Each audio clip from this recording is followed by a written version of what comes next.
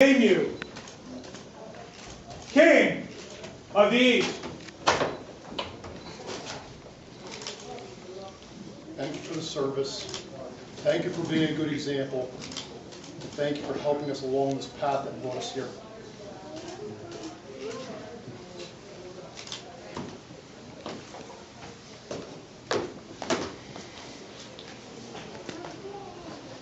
My love, you've agreed to take this journey with me a fourth and final time. And there's nobody I'd rather walk this path with than you.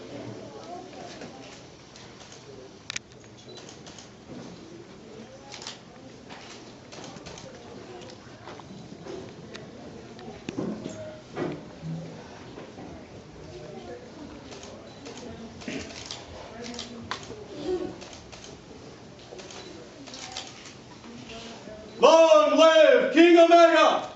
Long live King Omega! Long live Queen Etheldreda! Long live Queen Etheldreda! Long live the Kingdom of the East! Long live the Kingdom of the East!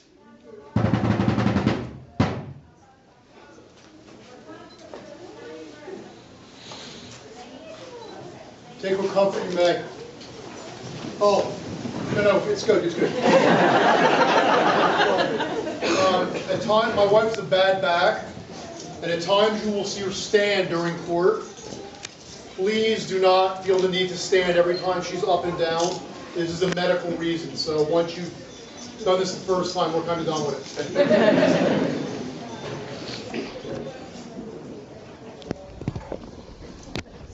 Congratulations, Your Excellency. Their Majesties would have before them their great officers of state.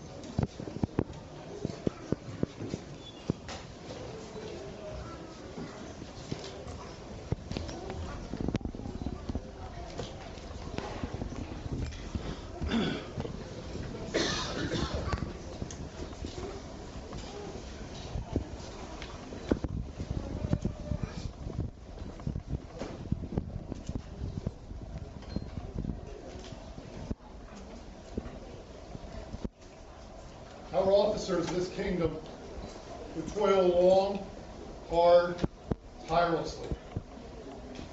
We are ready for your debt for the work you've done for our predecessors. We would ask you to serve us and your kingdom to continue to do this. For our part, we will show you support.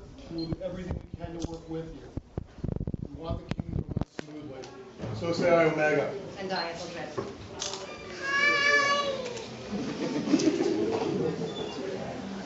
If you guys wish to. We, the greater officers of the Kingdom of the East, do hereby swear our service to you, Omega, and you, Etheldreda, as King and Queen of the East. We promise on our part to do our jobs as well as we can and to administer this kingdom to the best of our abilities. So say I, Ryan, his wife, Brigadier Principal Herald, on behalf of the greater officers. If any of you want to, personally, you see the state.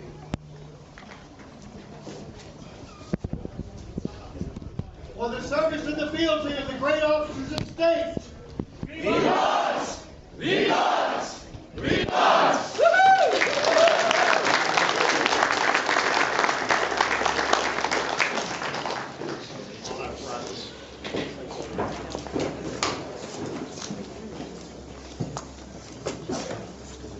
Their Majesties would invite before them all the landed barons and baronesses of the Kingdom of the East, attending herein.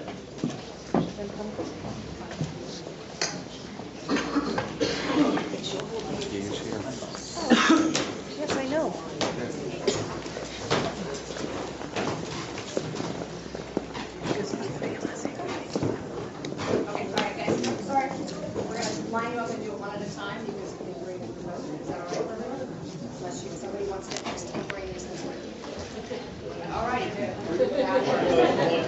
Lord, be seated on stage.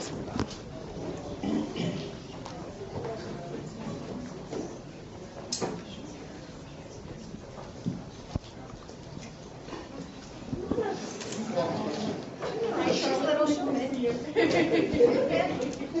room for everybody.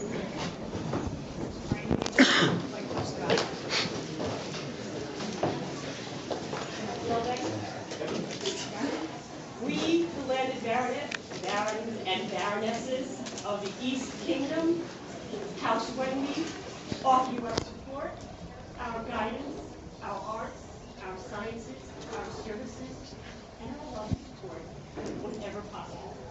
So, yes.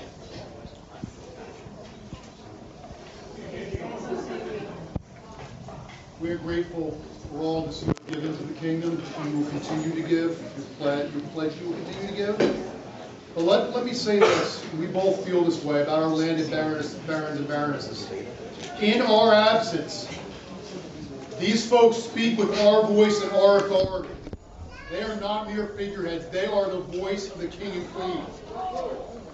Something I like to start out the reign with, where everyone understands when you're speaking, it's with our authority, and we take that very seriously.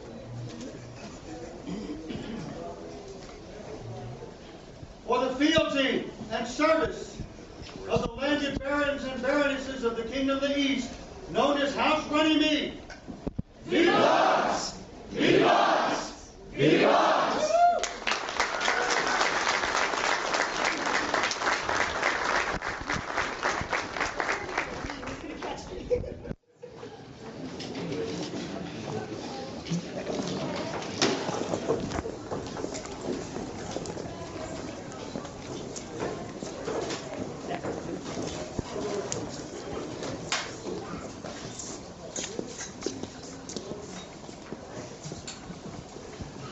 Their Majesties invite into their presence Duke Edward Grey of Lochleven.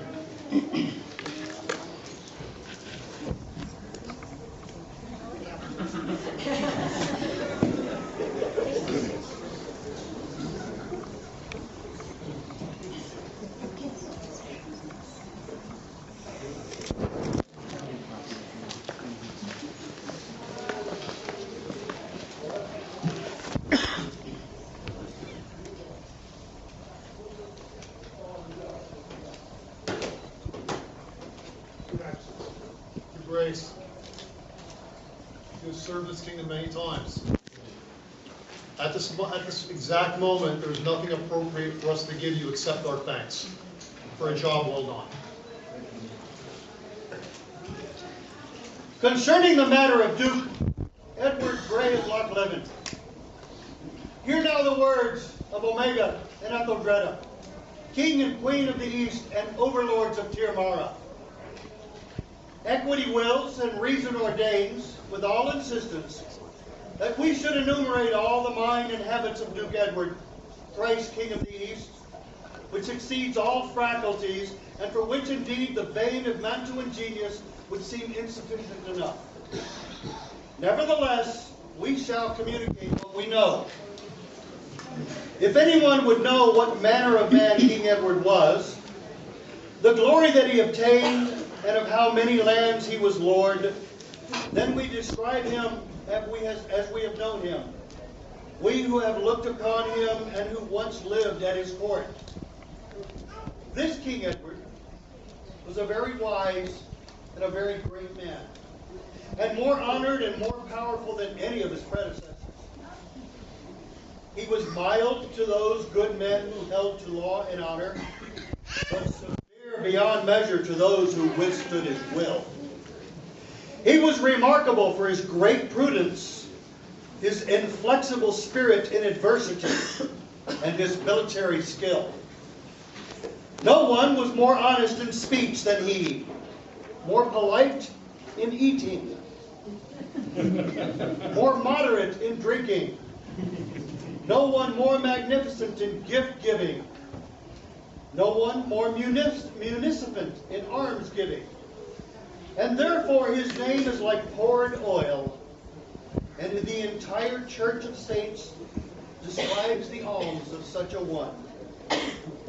King Edward was peaceable, Victorious in war, glorious in peace, he was zealous for the things to be desired in this world, and he procured peace for his people.